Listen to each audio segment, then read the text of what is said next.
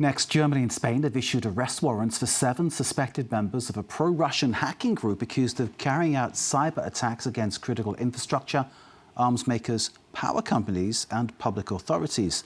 German authorities say 24 premises were searched. Europol and multiple countries coordinating a global swoop against the cyber attackers.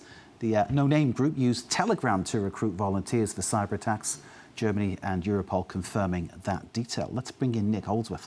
Nick Holdsworth, of course, our correspondent in Berlin. Great to see you, Nick. What more can you tell us then about this group?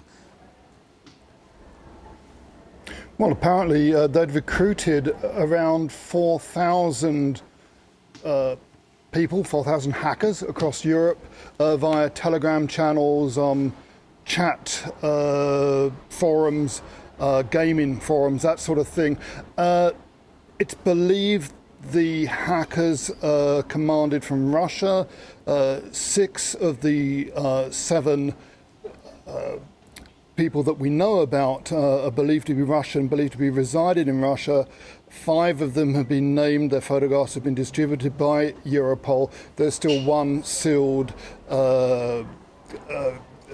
prosecution package in Germany.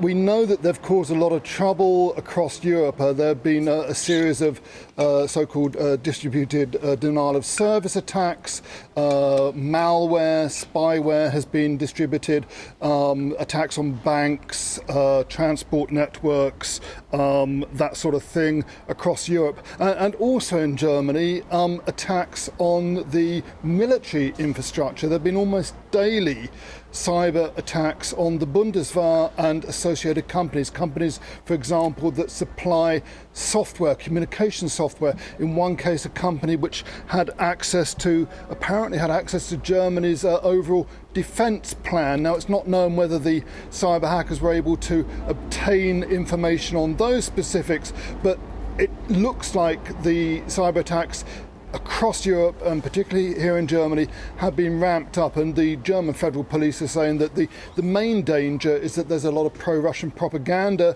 being pushed out by this group, quite apart from the malware and the distributed denial of service attacks, and that this can undermine public security. But there are more direct threats. For example, a bank may be attacked, customer information may be stolen, that sort of thing. So these are very real risks, and they are seen definitely as part of what is now known as hybrid warfare, that Russia has been at war with Ukraine for over 3 years now, and this kind of cyber criminality is very much associated with Russian efforts to use hybrid warfare to undermine institutions and the military in the West. What seems phenomenal, Nick, is the scale of what they've done. You've detailed this blow by blow by blow by blow. It's I suppose, indicative of how effective this operation has been.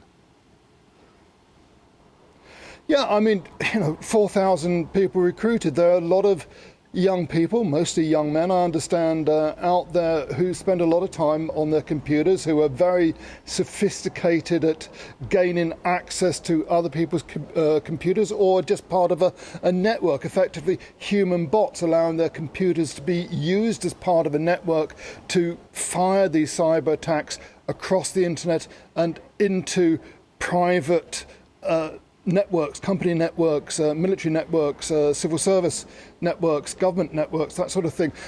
And also we understand that they're using cyber currency, Bitcoin, that sort of thing, to pay the people involved. And a lot of these people, they're probably young men, and a lot of them may just think this is a bit of fun, a bit of a thrill, and hey, I've got a few €100 worth of Bitcoin into my Bit wallet or whatever. They may not be fully aware of the sophistication of this operation or how this is actually being run from Moscow. I mean, this has been set up for years now in Russia. There are places where people are employed that go in every day and they're on their computers sending false information out, sending messages that support Russia. This is just one step beyond that, actual criminal malware, criminal denial of service attacks, that sort of thing.